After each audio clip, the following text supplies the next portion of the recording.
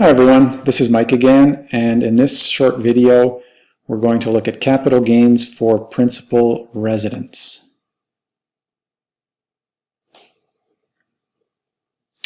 So the Income Tax Act says that you designate on Form T-2091 which residence was your primary residence, and that designation is normally made at the time of the sale of that property.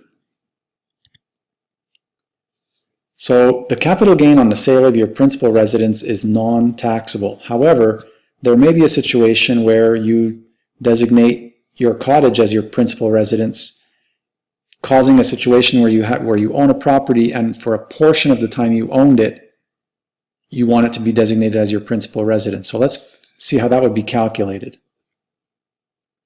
Let's say you made a capital gain of $100,000. Well, we would take the capital gain less the portion of that capital gain for the years that you occupied that residence. The balance that's left would be the taxable capital gain for that property. So the formula would look something like where A in this formula is the total capital gain, B is the number of years the property is designated as your principal residence. So CRA allows you to take that number and add 1 year. So, and this is also a function of the number of years that you've owned the property.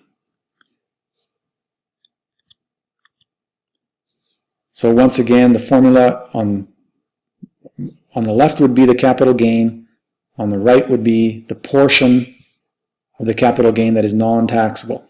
Basically the number of years divided by the total number of years you occupied the property times the capital gain. So let's take a concrete example. A house was purchased in 2001 and was sold in 2009. So you owned it for 9 years and you had a capital gain of $100,000. If you designated this house as your principal residence for 9 years, there's nothing to do. That full capital gain would be tax-free. But let's assume that you designated it for only 6 of the 9 years as your principal residence. Well, 3 of those years would be taxable. So let's see how that calculation would work.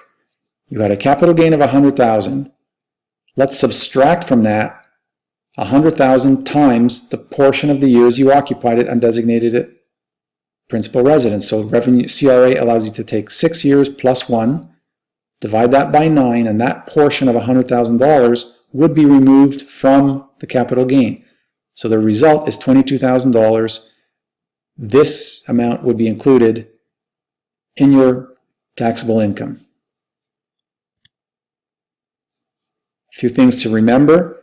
Principal residences, you can only have 1 per family unit, and the CRA designates a principal residence as not more than half of a hectare of land.